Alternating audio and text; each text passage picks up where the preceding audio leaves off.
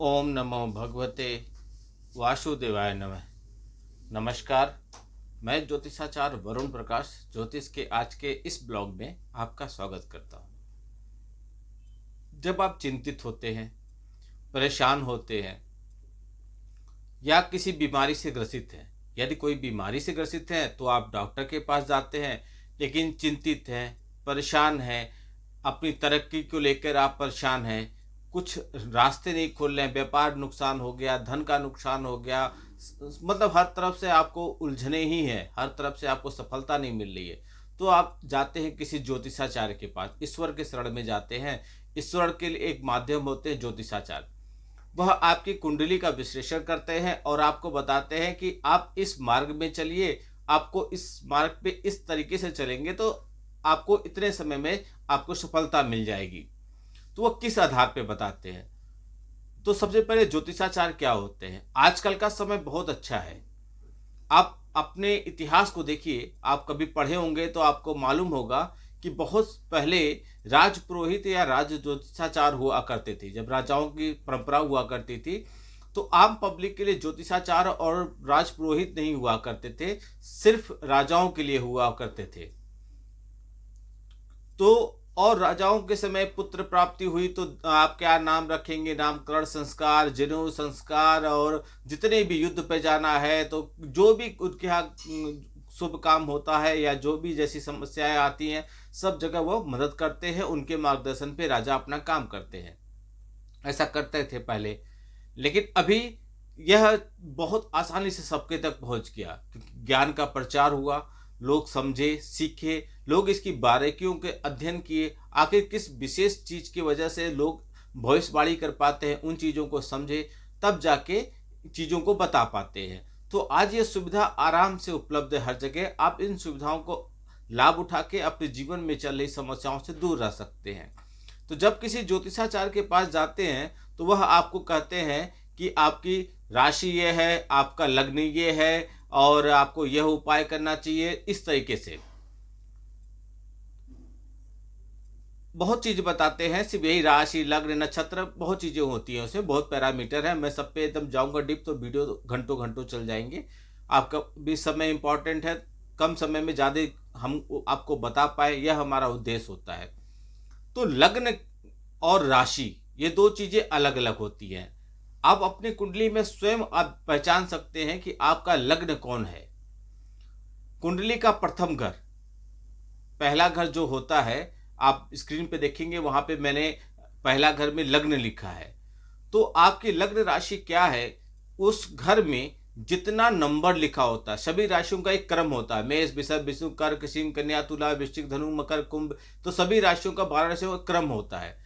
अब वो जो लग्न जहां लिखा हुआ प्रथम घर में जो नंबर लिखा है, उस नंबर पे कौन राशि आती है? यदि आप समझिए वहां पे 12 नंबर लिखा है तो मीन राशि हो जाएगी, यानी कि लग्न में 12 नंबर है तो आपका लग्न मीन लग्न का हो जाएगा। बहुत आसान है समझना। यदि आप राशि जाना चाहें तो अपनी कुंडली में देखिए चंद्रमा कहाँ लिखा हुआ है।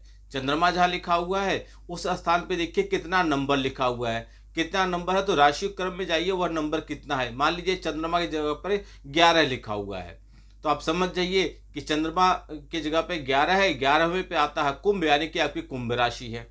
तो लग्न और राशि आप खुद समझ सकते हैं। वैदिक ज्योतिष में और जहां मेरी अपने गुरु के द्वारा मुझे जो ज्ञान मिला, मैं राशि से ज़्यादा लग्न पर ज़्यादा ध्यान केंद्रित करता हूं, क्योंकि राशि की तुलना में लग्न को हमें यदि मजबूत कर ले जाते हैं तो जीवन में हमें किसी तरह की कोई बाधा नहीं आती। तो आज इस वीडियो में आपको मैं बताऊंगा लग्न के हिसाब से और राशि के हिसाब से आपका कैसा बीतेगा। आप समझ गए पूरी बात हमारी, हम क्या बताना चाह रहे हैं।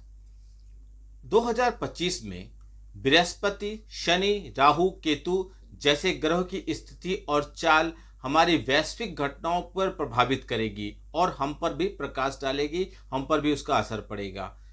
बृहस्पति, शनि, राहु और केतु के बारे में क्यों बता रहे हैं? क्योंकि ये प्लैनेट जो हैं ये गोचर करने में ज़्यादा समय लगाते हैं। बाकी सभी ग्रहों को 45 दिन, कोई 30 दिन, कोई कोई 2.5 दिन में अपने गोचर करते रहते हैं। इन जो प्रमुख ग्रह हैं बृहस्पति, शनि, राहु और केतु, इनके गोचर का बहुत ज़्यादा प्रभाव पड़ता है किसी के जीवन में, और वो लंबे समय तक पड़ता है।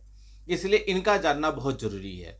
मैंने 2025 की भविष्यवाणी का एक वीडियो दिया है आपको, हमारे चैनल पे आप जाके देख सकते हैं। उसमें मैंने विस्तार पूर्वक बताया है कि इन ग्रहों के गोचर से पूरे विश्व के परिदृश्य में और आपके परिदृश्य में कैसा प्रभाव पड़ेगा। यदि आप अभी अभी हमारे चैनल पर जुड़े हैं तो चैनल को सब्सक्राइब कर लीजिए। आप वीडियो को देखिए, उसका लाभ उठाइए, समस्याओं से बचे रहिए। जानकारी ही बचाव है। यदि आपको मालूम चले रोड पे आगे स्पीड ब्रेकर है तो आप अपनी गाड़ी को अभी से ही धीमा कर देंगे, ब्रेक लगा देंगे और स्पीड ब्रेकर को आराम से पार कर लेंगे, किसी तरीके का कोई नुकसान नहीं होगा। लेकिन यदि आपको मालूम नहीं कि आगे क्या होने वाला है और आप अपनी धुन में चले जा रहे हैं तो आगे जाके खतरा हो सकता है। इसलिए ज्योतिष में आपको आने वाले समय के बारे में विस्तार पूर्वक बता दिया जाता है, जिससे आप बिना किसी बाधा को अपने जीवन को आगे बढ़ाते रहें। तो बृहस्पति, राहु, शनि और केतु का ये जो गोचर होगा, मेरे वीडियो में आपने बहुत बार देखा है कि इस कलयुग में शनि और राहु केतु को यदि आप प्रसन्न कर ले जाते हैं तो समझिए आपके जीवन की सभी बाधाएं समाप्त हो जाती हैं। तो इन ग्रहों के गोचर से आपके जीवन में बहुत तरह के परिवर्तन आएंगे। हानिकारक प्रभाव पड़ सकता है, लाभकारक प्रभाव पड़ सकता है। यह आपके लग्न और राशि के हिसाब से निर्धारित होता है।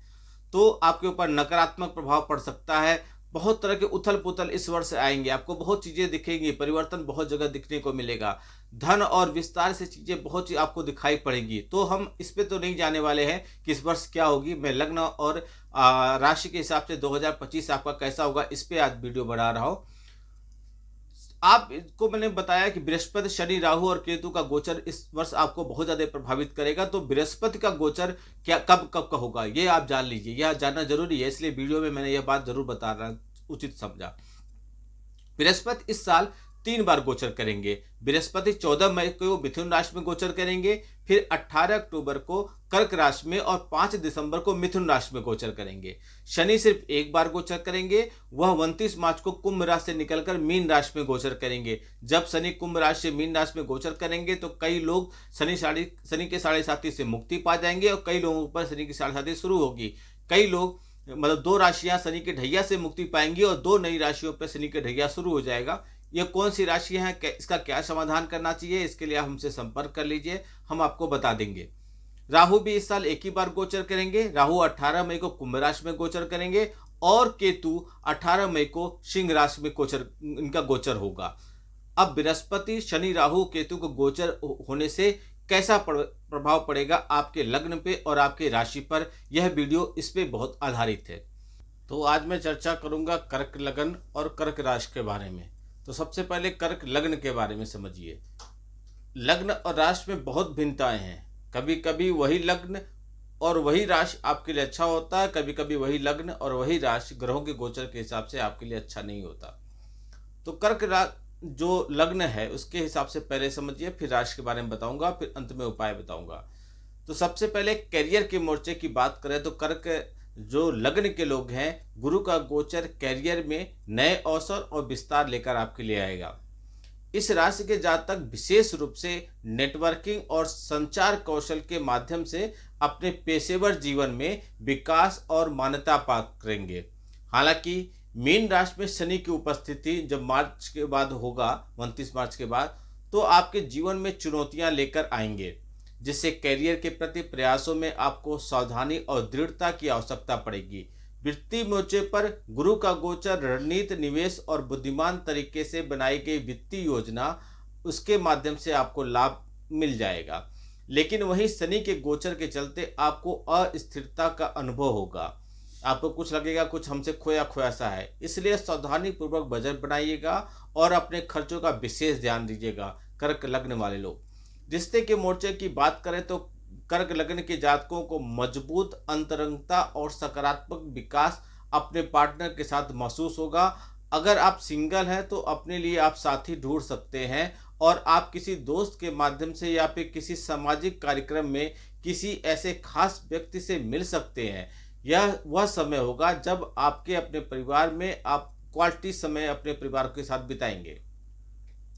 अब कर्क राशि की बात करें तो राशि क्रम की कर्क चौथी राशि है, जो जल तत्व की राशि है, और इस राशि के अधिपत्य देव चंद्रदेव है, चंद्रमा है। ऐसे में वर्ष 2025 कर्क राशि के जातकों को मिले जुले परिणाम लेकर आएगा, क्योंकि शनि महाराज आपके 7वें 8वें भाव में स्वामी के रूप में आपके 8वें भाव में विराजमान होंगे, और इस भाव में शनि की उपस्थिति ढैया को दर्शाएगा। इसके परिणाम स्वरूप जो जातकों को कार्य में बाधाओं और देरी का सामना आपको करना पड़ सकता है। कर्क वार्षिक राशिफल 2025 के अनुसार इस वर्ष अप्रैल 2025 तक गुरु ग्रह आपके 9वें भाव में स्वामी के रूप में 11वें भाव में होंगे, और ऐसे में यह आपके कार्यों में सकारात्मक परिणाम और जीवन में समृद्धि प्रदान करेंगे। लेकिन आपके राशि के 8वें भाव में शनि भी उपस्थित होंगे, जो आपकी सुख सुविधाओं में कमी करेंगे, साथ ही आपके प्रेम जीवन कैरियर को भी कमजोर करेंगे। हालांकि मई 2025 के बाद बृहस्पति महाराज आपके राशि के 12वें भाव में प्रवेश कर जाएंगे, जिसकी वजह से आध्यात्मिकता और आध्यात्मिक गतिविधियों से जुड़ाव आपको राहत का काम करेगा। छाया ग्रह राहु आपके 8वें भाव में और केतु आपके दूसरे भाव में होंगे। ऐसे में जो इस साल 2025 में आपकी प्रगति की रफ्तार धीमी करने में आपको वह सफल हो जाएंगे, आप बहुत तेजी से आगे नहीं बढ़ेंगे। तो इन सब समस्याओं से बचने के लिए आप नियमित रूप से चंद्रमा को जल चढ़ाइए, इससे आपको लाभ मिलेगा। अब कभी कभी ऐसा होता है कि रात में हमको चंद्रमा नहीं दिख रहा, तो चंद्रमा के नाम का जल चढ़ाइए। बाकी भगवान तो भी नहीं दिखते, लेकिन बाकी भगवान को आप भोग लगाते हैं ना, सूर्य चंद्र के अलावा कोई दूसरे भगवान तो नहीं दिखते, लेकिन आप भोग लगाते। ऐसे यदि नहीं दिख रहे हैं तो आप एक निश्चित समय पर उनको प्रतीक रूप में मानकर आप जल चढ़ाइए, और जब दिख रहे हैं तो अच्छी बात है। वीडियो को बहुत लोग तक पहुंचाएं, जिससे सारे लोग लाभ उठाएं। आपका दिन शुभ हो, भगवान भोलेनाथ का आशीर्वाद आप पे बना रहे। नमस्कार, जय श्री राम।